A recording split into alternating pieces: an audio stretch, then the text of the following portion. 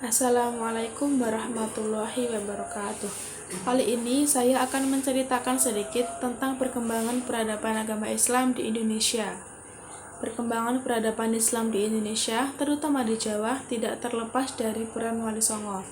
Mereka adalah Maulana Malik Ibrahim, Sunan Ampel, Sunan Giri, Sunan Bonang, Sunan Kalijaga, Sunan Kudus, Sunan Muria, Sunan Derajat, dan Sunan Gunung Jati. Dalam berdakwah kepada masyarakat Jawa, Wali Songo tidak menggunakan jalan paksaan dan kekerasan, tetapi lebih dengan cara menyesuaikan ajaran Islam dengan kepercayaan masyarakat setempat. Sehingga masyarakat Jawa waktu itu tidak merasakan sesuatu perubahan dari agama Hindu dan Buddha ke agama Islam. Seperti kisah Sunan Kudus dalam menyebarkan agama Islam.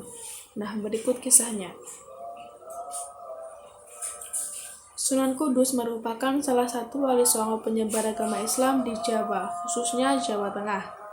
Sunan Kudus memiliki nama Ja'far Shodiq, putra Raden Utsman Haji yang bergelar Sunan Ngudung di Jipang Panolan, sebelah utama Blora.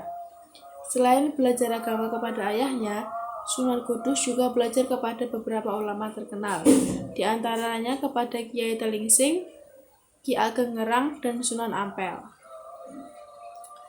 Setelah menimba ilmu agama dari Kiai Telingsing, Sunan Kudus mewarisi ketekunan dan kedisiplinan dalam mengejar atau mencapai cita-cita. Selanjutnya, Sunan Kudus juga berguru kepada Sunan Ampel di Surabaya selama beberapa tahun. Dikutip dari Takwil Santri, perjuangan Sunan Kudus dalam menyebarkan agama Islam tidak berbeda dengan para wali lainnya, yaitu senantiasa dengan jalan kebijaksanaan. Dengan siasat yang taktik yang demikian itu, rakyat dapat diajak memeluk agama Islam. Di Kudus pada waktu itu penduduknya masih banyak yang belum beriman. Untuk mengajak mereka masuk Islam tentu bukan pekerjaan yang mudah. Terlebih mereka yang masih memeluk kepercayaan lama dan memegang teguh adat istiadat lama. Jumlahnya tidak sedikit. Di dalam masyarakat seperti itulah Sunan Kudus harus berjuang menegakkan agama. Pada suatu hari, Sunan Kudus membeli seekor sapi. Sapi tersebut berasal dari India, dibawa para pedagang asing dari kapal besar. Sapi itu diikat di halaman rumah Sunan Kudus. Rakyat Kudus yang kebanyakan beragama Hindu itu tergerak hatinya, ingin tahu apakah yang akan dilakukan Sunan Kudus terhadap sapi itu. Sapi dalam pandangan Hindu adalah hewan suci yang menjadi kendaraan para dewa. Menyembelih sapi adalah perbuatan dosa yang dikutuk para dewa. Lalu apa yang akan dilakukan Sunan Kudus? Apakah Sunan Kudus hendak menyembelih sapi di hadapan rakyat yang kebanyakan justru memujanya dan menganggap binatang keramat itu? Itu berarti Sunan Kudus melukai hati rakyatnya sendiri. Dalam tempo singkat, halaman rumah Sunan Kudus dibanjiri rakyat, baik yang beragama Islam maupun Buddha.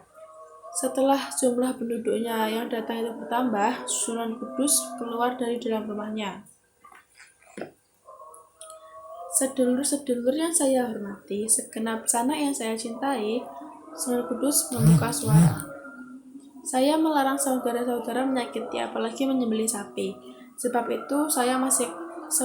di waktu saya masih kecil, saya pernah mengalami saat yang berbahaya, hampir mati kehausan, lalu seekor sapi datang menyusui saya, kata Sunan Kudus. Mendengar cerita tersebut, para pemeluk agama Hindu terkagum-kagum. Mereka menyangka Sunan Kudus itu adalah titisan Dewa Wisnu, maka mereka bersedia mendengarkan ceramahnya. Demi rasa hormat saya kepada jenis hewan yang pernah menolong saya ini, maka dengan ini saya melarang penduduk Kudus menyakiti atau menyembelih sapi, ujar Sunan Kudus. Kontan para penduduk terpesona atas kisah itu. Sunan Kudus melanjutkan salah satu di antara surat Al-Quran, yaitu surat yang kedua, dinamakan surat sapi atau dalam bahasa Arab Al-Baqarah, kata Sunan Kudus. Masyarakat semakin tertarik. Mereka harus sering-sering datang mendengarkan keterangan Sunan Kudus. Sesudah simpati itu berhasil diraih, akan lapanglah jalan yang untuk mengajak masyarakat masuk agama Islam. Seperti yang diketahui, rakyat Jawa banyak melakukan adat istiadat yang aneh, yang kadang bertentangan dengan ajaran Islam. Misalnya, berkirim sesaji di kuburan untuk menunjukkan belasungkawa atau berduka cita atas meninggalnya salah seorang anggota keluarga. Adat tersebut tidak ditentang secara keras oleh Sunan Kudus, melainkan diarahkan dalam bentuk Islami. Peninggalan lain dari Sunan Kudus adalah permintaannya kepada masyarakat untuk tidak memotong hewan kurban sapi dalam perayaan Idul Adha itu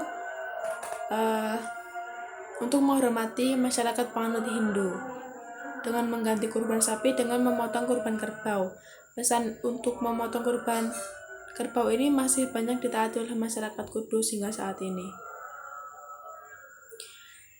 Riwayat lain menyatakan Sunan Kudus juga termasuk salah seorang pujangga yang berinisiatif mengarang cerita yang bersifat filsafat serta berjiwa agama. Di antara buah ciptaannya yang terkenal ialah Gending Mas Kumambang dan Micil. Nah, demikianlah sepenggal kisah dari Sunan Kudus. Semoga dapat menjadi contoh untuk kita bahwa dalam mendakwahkan Islam, kita perlu ketekunan dan kedisiplinan yang tinggi. Selain itu, kita juga harus memiliki hati yang ikhlas supaya apa yang kita inginkan diridhai oleh Allah Subhanahu wa taala. Sekian dari saya sampaikan, mohon maaf dan terima kasih. Wassalamualaikum warahmatullahi wabarakatuh.